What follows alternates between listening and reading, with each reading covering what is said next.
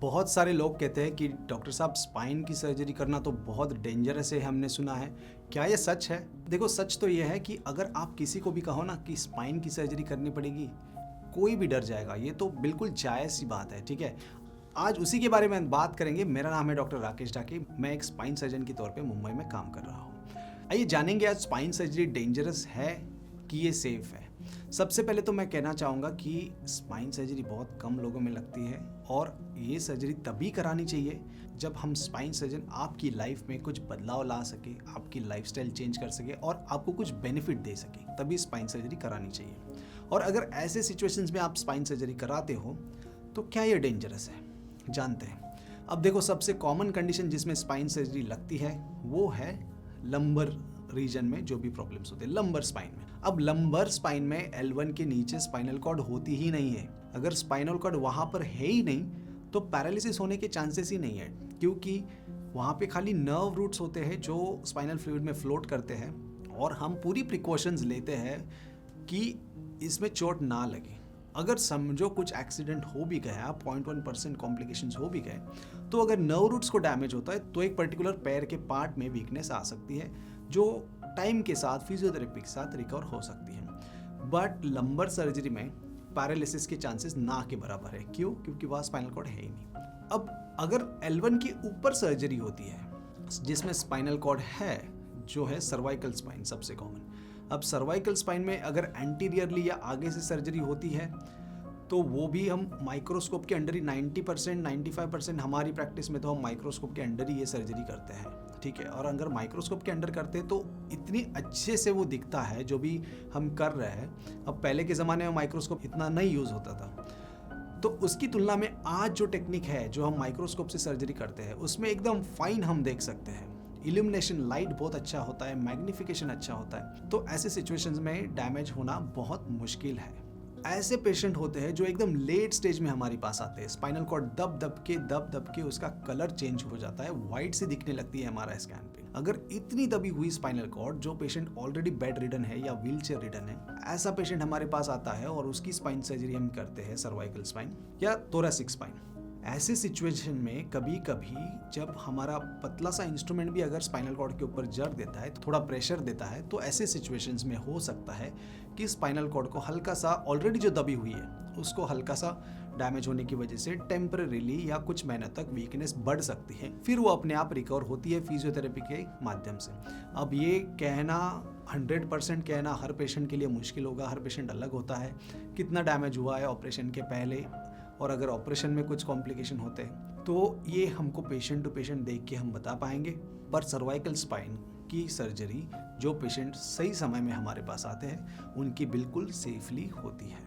तो ये हो गया पैरालिसिस के बारे में। दूसरा एक कन्फ्यूजन लोगों को होता है कि सर अगर हम स्पाइन सर्जरी करते हैं तो हमने सुना है कि पेशेंट को काफ़ी हद तक बेड पे पड़ा रहना पड़ता है। अब देखो, ये भी सही नहीं है। आजकल की जो टेक्निक है, जो हम मोस्टली मेरी प्रैक्टिस में मिनिमली इन्वेजिव है, इसमें पेशेंट को बहुत कम चीरा लगता है। जो पहले ओपन सर्जरी होता था उसमें पेशेंट 3-3 4-4 दिन तक बेड पे पड़ा रहता था। उसके बाद हम पेशेंट को चलाते थे क्योंकि वुंड बड़ा रहता था। अब मिनिमली इन्वेजिव टेक्निक से पेशेंट सेम डे या नेक्स्ट डे खड़ा होता है, जो हॉस्पिटल का स्टे होता है वो कम हो जाता है।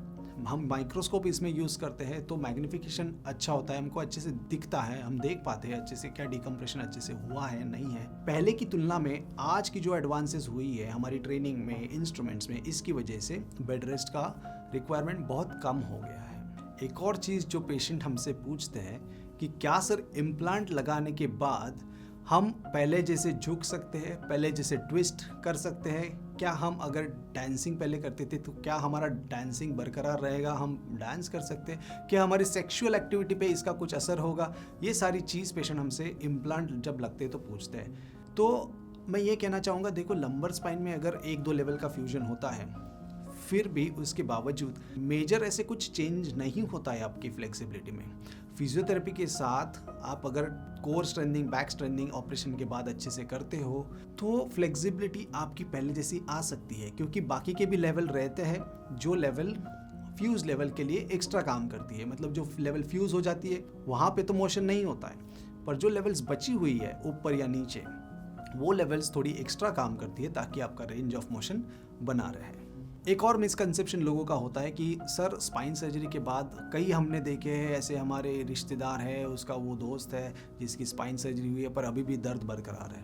तो ये सिचुएशन में मैं कहना चाहूँगा, देखो सबसे पहले तो है कि क्या ये स्पाइन सर्जरी का इंडिकेशन सही था। अगर आपको खाली कमर पेन है, खाली लोअर बैक में दर्द है, तो किस वजह से दर्द है? अगर only wear and tear degenerative changes की वजह से दर्द है, मेजर कोई डिस्क बल्ज नहीं है, तो ऐसी सिचुएशन में अगर स्पाइन की सर्जरी होती है तो इसके बेनिफिट कम होते हैं, ज़्यादा बेनिफिट नहीं हम पेशेंट को दे पाते।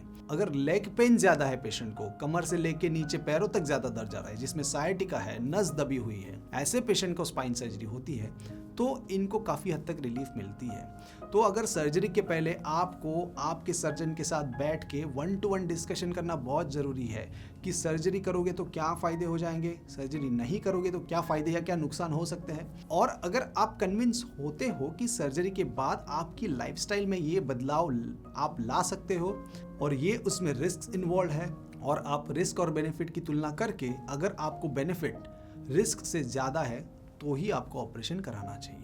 तो ये सारी चीज़ें हो गई स्पाइन सर्जरी के बारे में। और अगर आप ये अच्छे से डिसीजन लेके डिस्कशन करके आपके सर्जन के साथ सारी जानकारी समझ के अगर ऑपरेशन कराते हो अच्छे सर्जन से, जिसका स्पाइन में अच्छा ट्रेनिंग है और अच्छी टेक्निक वो यूज़ करते हैं, तो आपको 98% केसेस में इसका रिज़ल्ट बहुत अच्छा होता है। मैं आशा करता हूँ कि मैंने आपके काफ़ी सवालों का इसमें जवाब दिया होगा और आपके डाउट्स भी काफ़ी क्लियर किए होंगे। फिर भी अगर आपके मन में कुछ सवाल है तो ज़रूर नीचे कमेंट सेक्शन में लिखो और हम कोशिश करेंगे कि हम उनका जवाब आपको दें, या आप हमें व्हाट्सएप भी कर सकते हो नीचे दिए गए हुए नंबर पर, और हम कोशिश करेंगे कि हम आपको उनका जवाब दें। Thank you so much.